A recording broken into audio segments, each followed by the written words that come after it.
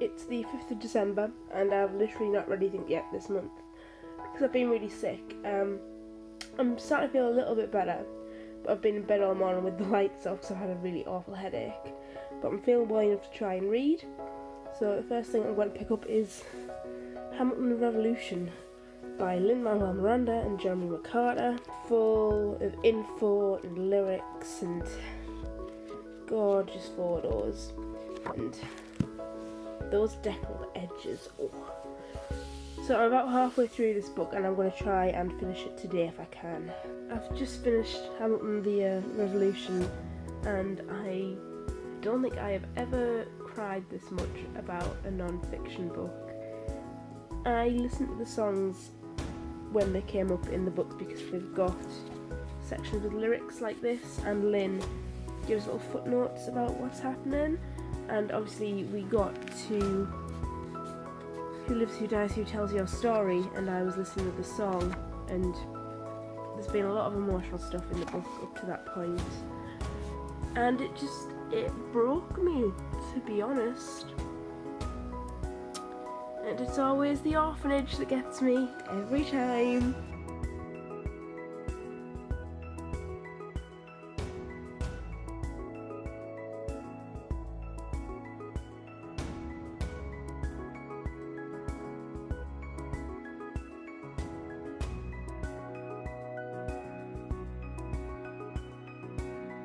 Hi guys, I've just got back from uni and I'm shattered, so I just wanted to sit down and read for a couple of hours, but I've got home and the place is disgusting, so I'm going to clean instead and hopefully I'll have a little bit of time to read before Jessie comes home. I kind of wish I had an audiobook or something to listen to, so I felt like I wasn't wasting the time, but I think I'm going to use it as an opportunity to catch up on some booktube and some Christmassy vloggy goodness. I finished tidying up and I am going to settle down with The Good Immigrant. I've been reading this on the bus and I'm about 100 pages in, so I might try and finish it tonight. So I'm just snuggled up in my cardigan with my second pot of tea of the evening and I'm just going to crack on. It's literally been 10 minutes since I spoke to you last, but there was a knock on the door and I realised I hadn't gone to collect the parcel that had been dropped off a couple of doors down. And bless him, my neighbour brought it round, and on the little note it was like, oh, couldn't quite fit it through your letterbox. It's huge and I haven't ordered anything. I don't know where this has come from. I don't understand. Like, that's huge. That's actually massive. And I haven't ordered anything from Yankee Candle and no one's told me they have. I am very confused. Turns out after I posted it on every social media I own asking who sent this, I did order it. It's Jessie's Christmas present, but they just put it in a Yankee Candle box even though it's nothing to do with Yankee Candle. So now Jessie knows that one of her Christmas presents is just in the flat and I've got nowhere to hide it. Great. I'm going to get back to reading once I've hidden this. I look like Darth Sidious. Lord Vader, rise. I've finally finished a book on this readathon, and I know it's not about the speed you read at, but there is something really satisfying and relaxing about finishing your first book in a readathon. It's like you've got the ball rolling. Obviously it was The Good Immigrant. I'm going to do a Goodreads review now, I think, just while I'm still in the thought process.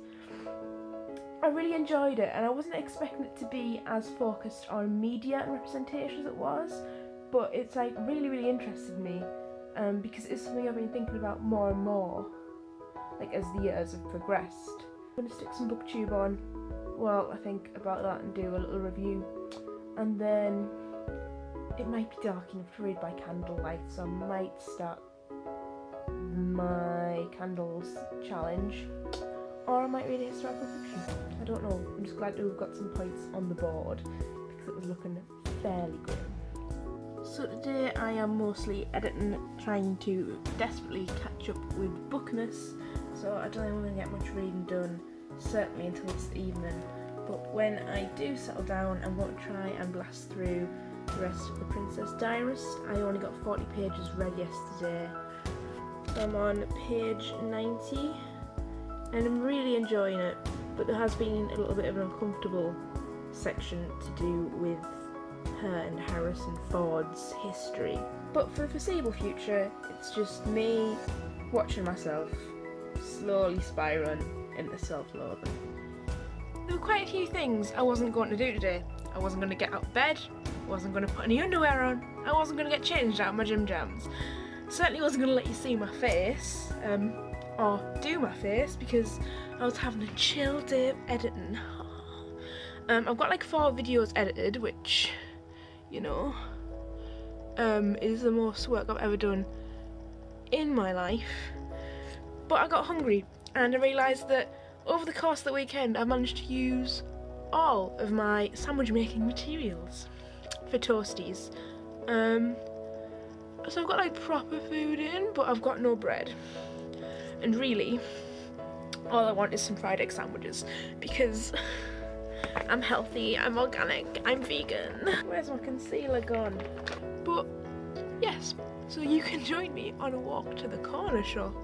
But first I need to find some money and pop a wash in, and that's not interesting. So I'll meet you outside.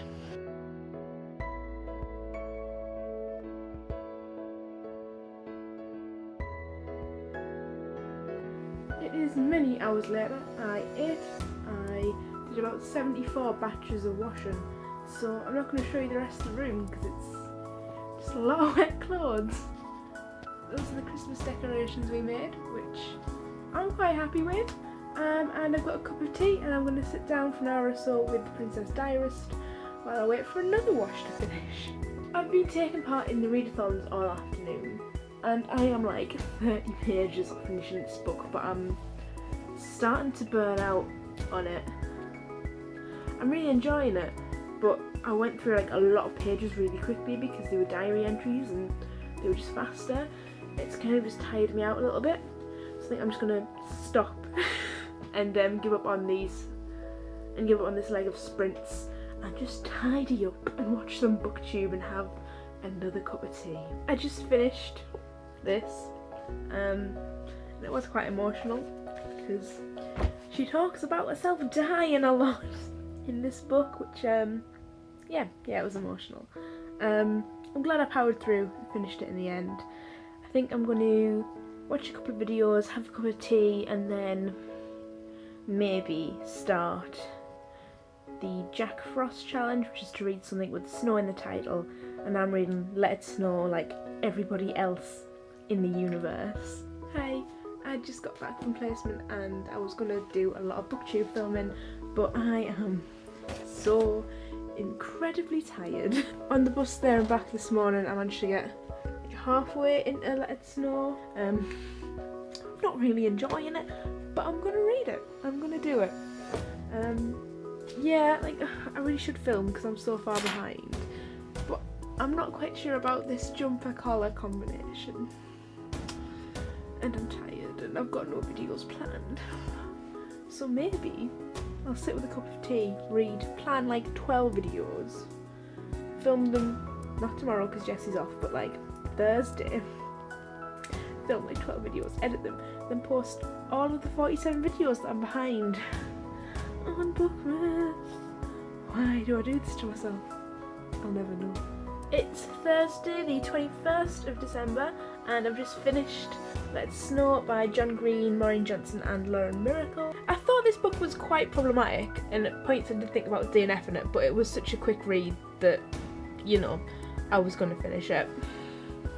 There's a lot of stuff in here about being better than cheerleaders, and you don't know what's going on with cheerleaders. It's not really a thing in England, so I can't speak from personal experience, but I'm assuming not all cheerleaders are stupid or knobs, like it seems to imply. Yeah, it was silly, but it was like a fun holiday kind of silly. It's pretty much your standard 2008 YA contemporary romance. And as you know, this channel there probably isn't a more strongly worded insult than that. But yeah, it was just very fluffy and the story's all intertwined by the end, which was kind of cute, but it also really irritated me how they did it, because they just threw all the characters in one room and had them shout at each other, and it was just a bit much. It was a bit much. I didn't rate it. I've now got the choice of either picking up the Underground Railroad or the Watchmaker of Filigree Street, and I don't know which one to go for my historical fiction. Basically, I just did an unofficial try a chapter tag to figure out whether I wanted to read the Underground Railroad or the Watchmaker of Filigree Street, and I wasn't really in the headspace for something as heavy as Underground Railroad. The first chapter was already bloody grim. So I had a cup of tea and then I picked up Watchmaker of Filigree Street, and I've literally read one chapter and I'm in. I thought rather cruelly that I was going to end up reading the other one because it counted for 2 challenges and the font was bigger, because that's what it comes down to in a readathon, right? But I love the language of the Watchmaker of Filigree Street. I love that kind of era of London with the yellow fog and the lamplight. And also the main character has chromesthesia, which I think is like the most interesting thing any human could ever have. Which is basically when in your mind you equate a colour with a sound or a word with a colour or anything like that. Like for me, the word January is yellow, and the only reason I could possibly think of that is that when I was in primary school we had the months of the year up and every month was a different colour, and I'm sure January was yellow. So I don't think that's chromesthesia, I think that's just a repressed memory. But he has proper chromesthesia, where when he walks up the metal stairs they clang a certain note, and that note is yellow. And honestly, that's all it took. I've been having a couple of days. The other day we managed to smash a chunk out of the toilet seat. I don't know, I didn't know it was possible either. It's a sturdy ass wooden toilet seat, but no, we destroyed it.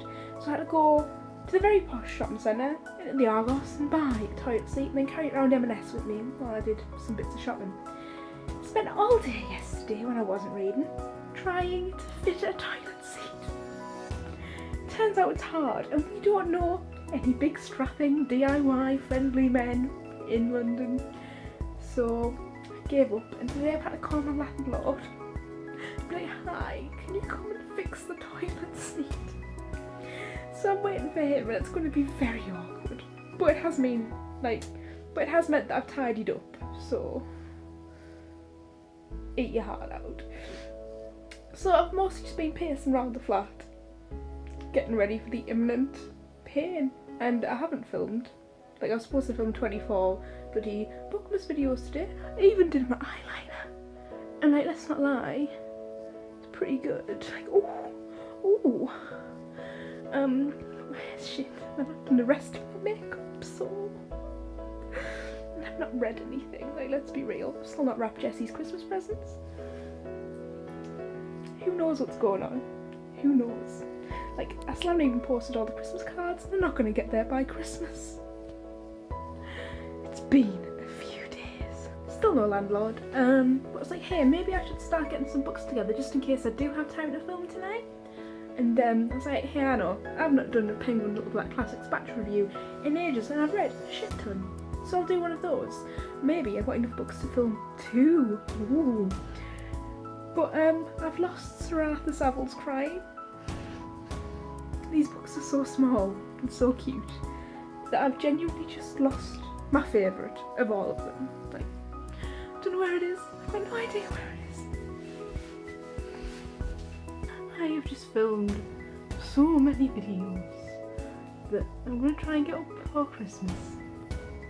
And like, I am a mess. Like, I'm trying to take nice thumbnails at the end.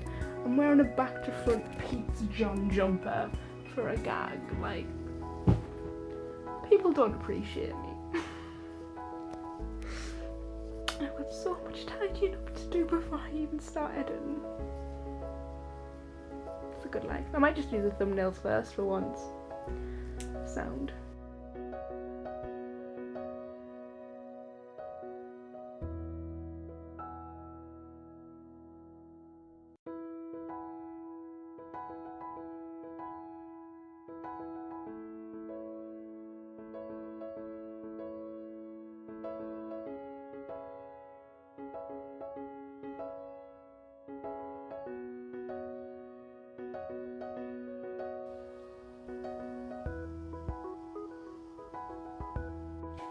barely shown you anything since I got back to Durham. Had a nightmare of a train travel, which I think you saw.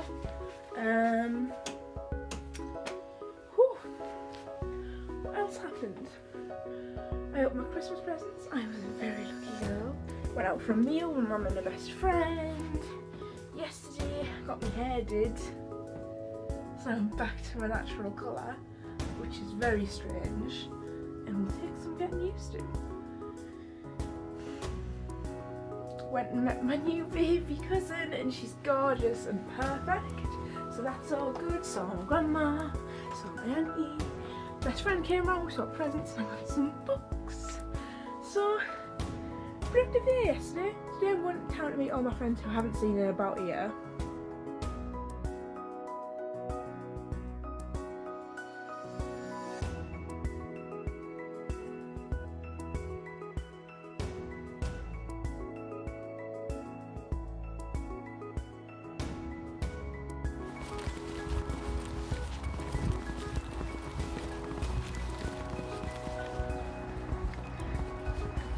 It's a bit cold.